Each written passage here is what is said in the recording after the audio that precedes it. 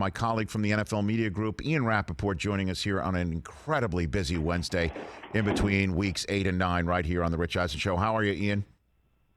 I'm good, Rich. I want to say right off the bat that if something happens where I need to take a phone call during this segment, please don't murder me like that Washington, D.C. radio host once did. I promise you it is only for news that might be happening today. Okay. So I apologize in advance if I get a phone call, which may or may not happen. Okay. Anyway, hi. Ian, you're a busy man in an incredibly busy time, so let's get right down to it. I give you the floor on the Aaron Rodgers news. What do you know, and how do you know it best you can tell, and what it means? Go for it. So I heard you guys talking before I got on. Rodgers has not lied to the Packers or to the NFL. They have known that he's unvaccinated for the entire season. And I think a lot of people have. And Rodgers, sort of dancing around the question, saying he's immunized, is a way of answering the question, but obviously more notable, it's a way of not answering the question, but it is not lying.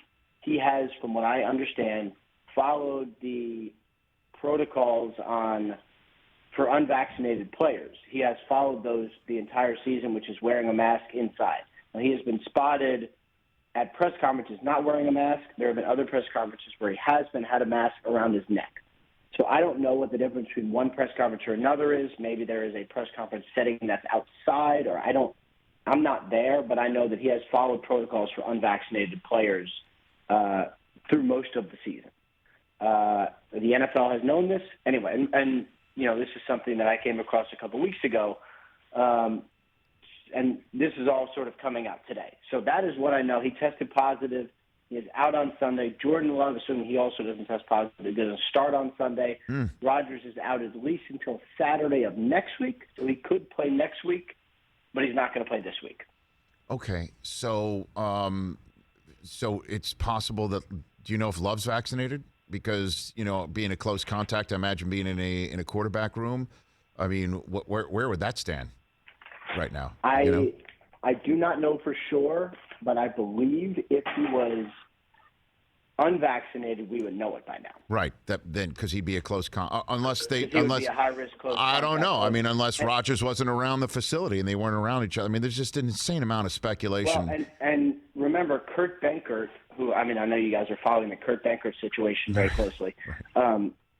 He tested positive for COVID yesterday.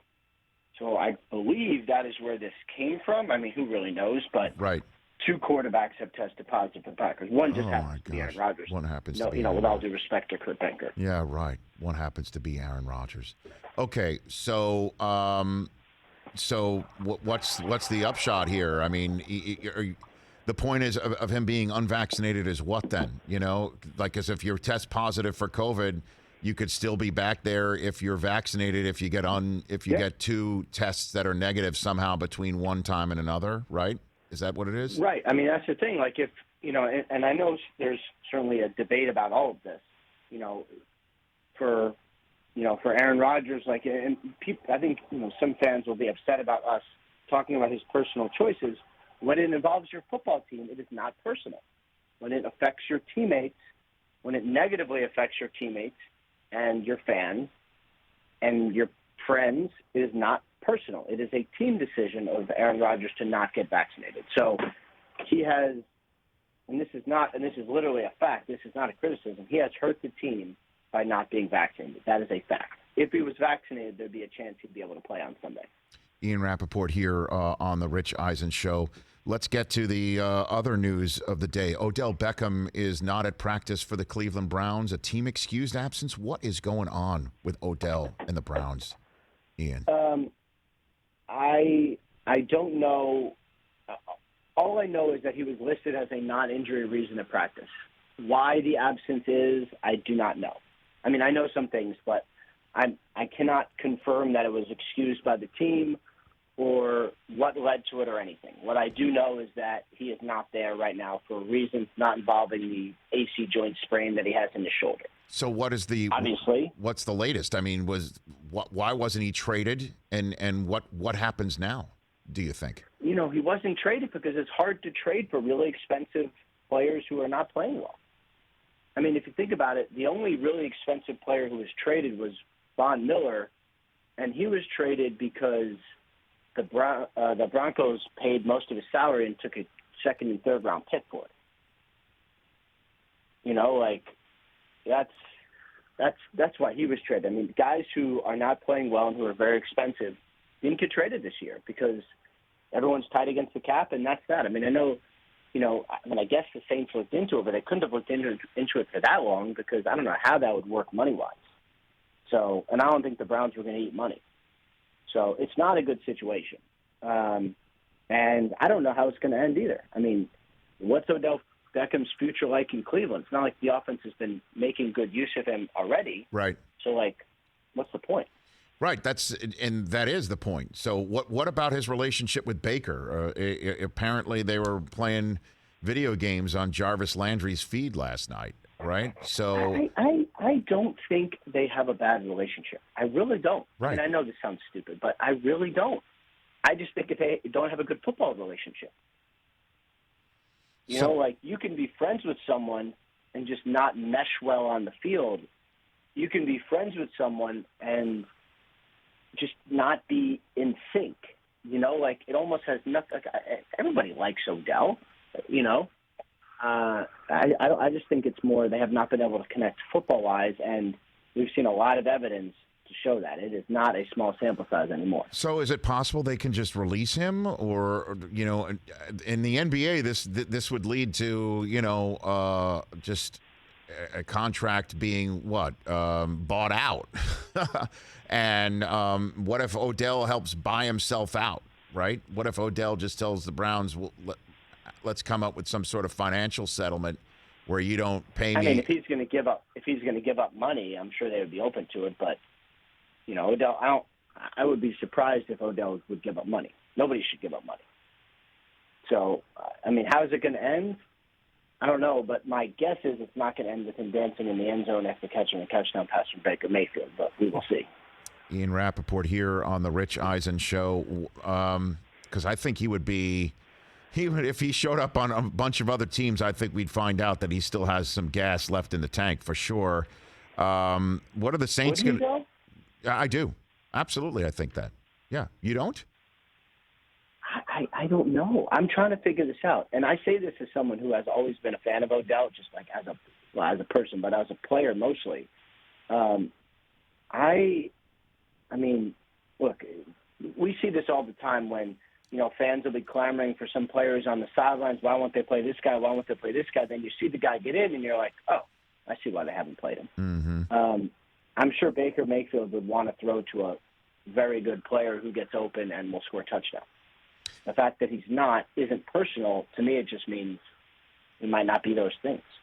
Ian Rapoport here on the Rich Eisen Show. I was so stunned yesterday with the news that you were tweeting out about Deshaun Watson. Not the fact that they couldn't strike a deal, Deshaun Watson and the Texans and the Dolphins together, but the fact that the owner of the Dolphins, Stephen Ross, finally got permission to speak to Deshaun Watson only the night before. How did it take that long for two teams that have been dancing around each other with the subject matter that is so obvious that the risk of acquiring him needed to be removed for everybody to get what they wanted, Deshaun in Miami and Deshaun putting himself in Miami, the Texans getting him off their roster and getting dollar for dollar, not cents on the dollar. How did it take that long for Stephen Ross to sit down with Deshaun Watson?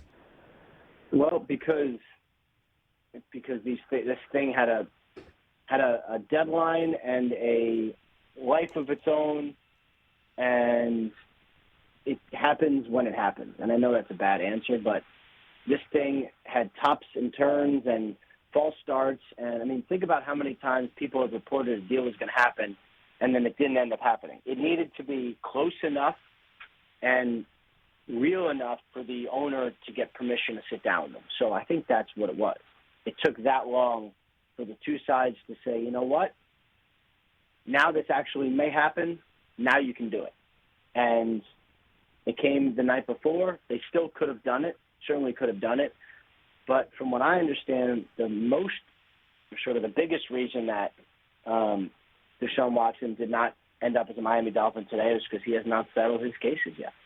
And Watson has maintained his innocence, and he has not settled his cases, and that is why he is, from what I understand, not a member of the Dolphins. Well, I mean, so maybe I guess they're also holding off Stephen Ross because of what a problem it might create with Tua, even though it's obvious that they were trying to get Watson for weeks and months.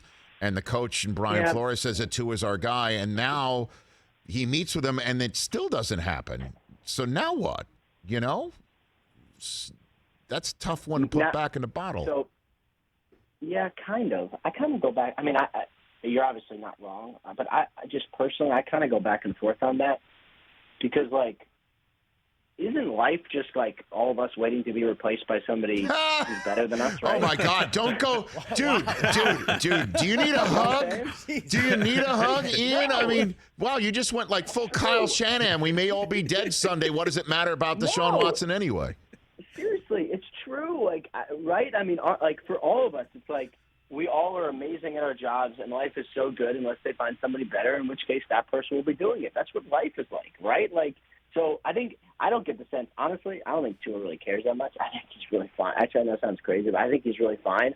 That's just the reality of life. Like, and I don't even know that it's a Tua issue. Like, I don't think the Dolphins are like, oh, Tua sucks, so we're going to go get Watson. I think it's like, oh, my God, we might actually be able to get Deshaun Watson. Let's look into this. Like, it's just, I mean, we're all replaceable if there's someone else better. It's just the reality. I don't know. No, and I know that you could say that is life in the big city, but when you're already, in for such a huge draft choice for your quarterback, and your draft choice in next year's draft, your top draft choice in next year's draft belongs to somebody else, this one will be tough to fix unless you just say screw it by next March. Next new league year, boy, will we be all the way in on Watson then, when you hope that things will be a little bit more rectified and it winds up in a way that, oh, by the way, Watson is a viable citizen, not just a football player. So that's one way to do it. But what would the market be now that the can has officially been kicked down the road? What about that leverage that the Texans may have, the Dolphins may have anyway, regardless of how many teams are interested, because Watson only wants to go to Miami? Or was that just for now? What can you tell me about that part of the equation that we're going to eventually land on next new league year, Ian? I think the market's going to be stronger. Like, that's always been, like, I'm not going to say they almost had a deal, but they could have had a deal yesterday, and there were definitely times when I thought a deal was getting done. The fact that it didn't. But it's always struck me that it actually benefited the Texans by waiting. Like, it really did. Like, because, like the Panthers would have been in it. And they probably will be in it this offseason. The Dolphins, I would assume, are still going to be in it this offseason. But think about how many teams are going to need quarterbacks. Like, I could go right down the list, and I'll just say, like, I do not know. I'm not. This is not news here, but I have no idea if the Falcons, how committed they are to Matt Ryan, whether they'd be interested in all of that. But that's where Deshaun is from. They do have a quarterback that's aging. Like, would they be interesting to him? Like, there's going to be some real teams that are interested. So I think the market's actually going to be better. Right. Unless he is just so focused on Miami, he creates the market himself. That's right. Part of this whole Rubik's Cube that still hasn't been solved, and then, of course, there's a possibility that Aaron Rodgers is out there for some teams, too. I mean, that's what makes Aaron Rodgers, Russell Wilson, like, there's, we could go all the way down the list. Wow. What are you hearing, last one for you, what are you hearing that Sean Payton's doing with his quarterback spot? Is it going to be Simeon? What do you think he's going to wind up with on that front, Ian? My sense, not a source telling me, but just my sense from the situation is that it's going to be Simeon. I think that's the guy that Sean Payton likes. I also don't know if Taysom Hill is going to practice today. I'd like to find that out first because he is still recovering from a concussion, and if he doesn't practice today, that would certainly mean that was Simeon. But I just know how much Sean Payton likes Trevor Simeon. Sean Payton really likes someone who will just do what he tells them to do, which, as do I, by the way. It's just harder to find in my house. And so I think he likes Trevor Siemian because he does everything Sean tells him to do. And he actually played really well the other day. And Michael Thomas, you were first today to say that there was something up other than just his surgically repaired ankle, and then boom, out comes a tweet from a statement from Thomas that he's done for the year. Ian, that stinks as well. Yeah. You know? And I have to say, like, I had the news this morning, and I thought he was done for the season, but I couldn't quite say it because I just didn't have enough proof. So I said what I knew, which is that it's not good, and he's out indefinitely, and his return is unclear. And then Michael Thomas decided to trump me with his own news. Right. So, I'm not – the Saints are going to be okay, but, losing one of the best players in the NFL and not having him come back is not great. Okay. Well, I mean, I don't mean to press my luck because we have gone through this entire conversation with you having to jump to go get the call that you were saying you might get. Saquon Barkley's got COVID now? Did that literally just happen, Ian? Yeah. I was tweeting that as I was pretending to listen to your first answer. Thank you. Yeah. So, he tested positive based on the first test, so he is not at practice. One of the players who is now going through retesting to see if he still tests positive based on the retest. If he is vaccinated, unlike a certain long-haired quarterback. So there is a possibility that he plays on Sunday if his ankle is healthy enough to do it, which we don't know. Right. So 2 negative tests within 24 hours because he is vaccinated with no symptoms means that he could get on the field against the Las Vegas Raiders. Correct? Correct. And if he was unvaccinated, that means it doesn't matter. You're finished for the rest of the week. Right, but he was vaccinated. Okay.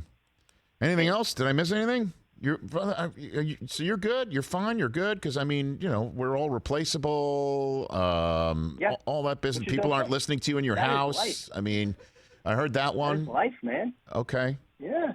I am at peace with my life. Okay. Very good. All right, Ian. Thanks for the call. Greatly appreciated. You're the best. Thanks, brother. No problem. Talk soon, guys. That's Ian Rapoport at Rap Sheet. Right there. Hey, you watched all the way to the end. Thanks for that. Watch more right here.